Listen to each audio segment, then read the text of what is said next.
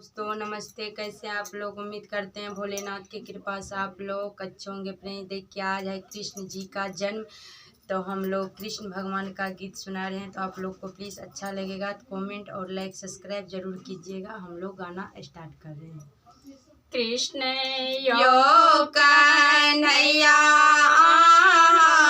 कोना के बिसरी गेलिए बिनो गकुला उदास यो कन्हैया जी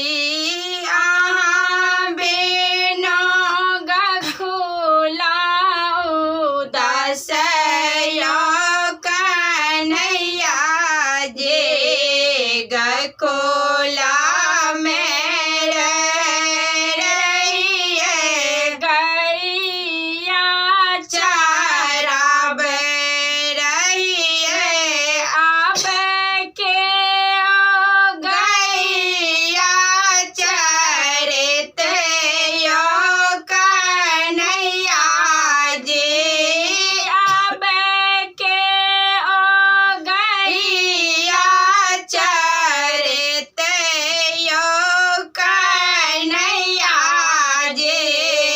कृष्ण यो कन्हैया कोना के बिसरी गेलिए बिनो गकुला उदास यो कन्हैया जी बिनो गकुला उदास यो कन्हैया जी गकुला में रहिए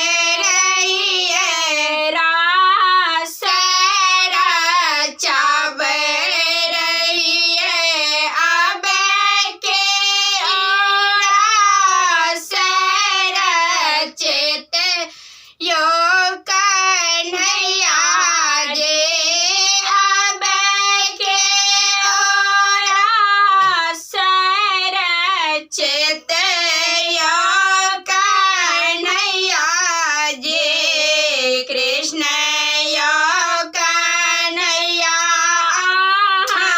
कोना के बिसरी गेलिए बिनो गकुला उदास यो कन्हैया जी गकुला में रहिए गेंद खेलाव रहिए अब के गेंद खेलते यो कन्हैया जी अब के गेंद खेलते यो कन्हैया जी कृष्ण यो कन्हैया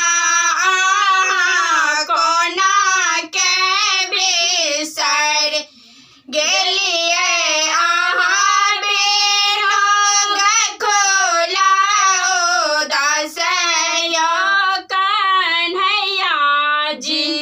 हेलो दोस्तों, तो आप लोग को ये कृष्ण जी का गीत आप लोग को प्लीज़ अच्छा लगेगा तो कमेंट में ज़रूर बताइएगा और लाइक सब्सक्राइब जरूर कीजिएगा। आगे वीडियो में फिर मिलेंगे। नमस्ते।